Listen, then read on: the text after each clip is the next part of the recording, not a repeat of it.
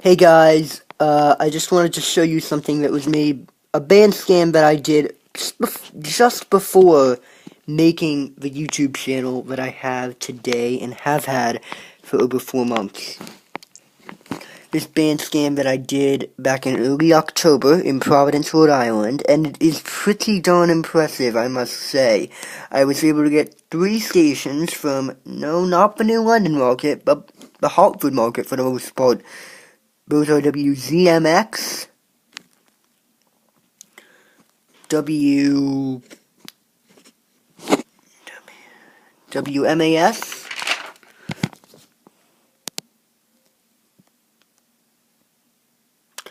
and a few other things. But really, the most impressive part was the number of stations from the north I was able to receive, and in exceptional clarity.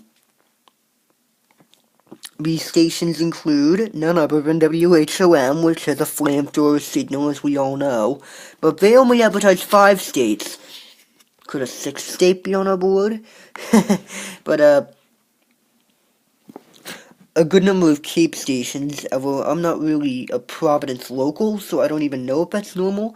WCLZ from up there in North Yarmouth.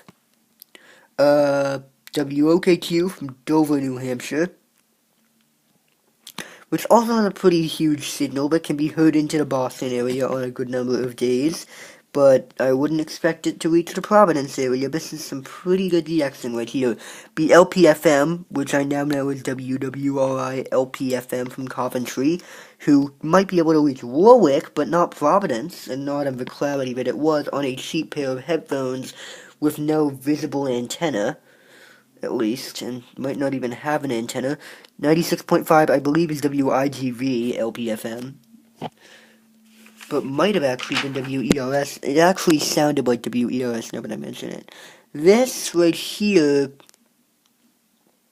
other stations that I was able to get from a pretty far away is WKPE, which is South Yarmouth, which is one of the least powerful stations on the Cape that you can't even get in Nantucket on most days with your average radio. WYNZ South Portland, Maine, but 2 of 3 Merrimack Valley stations, but target Boston, but don't really get a signal much south of the city, at least. WSHK from Kittery, Maine, which I was able to get in Watertown last August, but once again didn't have the channel to show you. I probably would have shown you had I had it, though.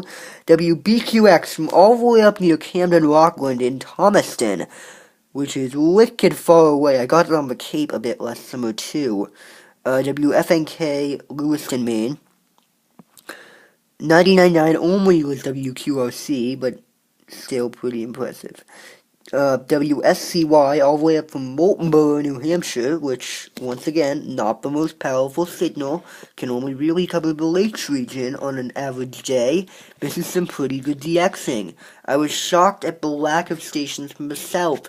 The only stations from the south that got above average reception was only one station from the south that got above average reception, which is WMMP, and the number of Cape stations, where I typically consider those to be east of Providence and not to the south. Also, a number of stations, despite being in a headphone situation, actually had 2 unique stations on one frequency. 102.9 had the station from the Cape and from Maine. 104.7 had the same situation, except a bit further south in Maine and a bit further east on the Cape.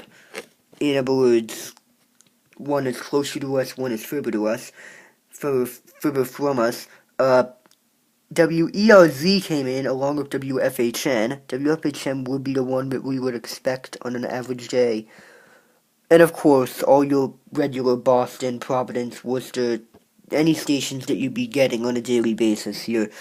So it was a pretty impressive band scan, to say the least. Catch you back later.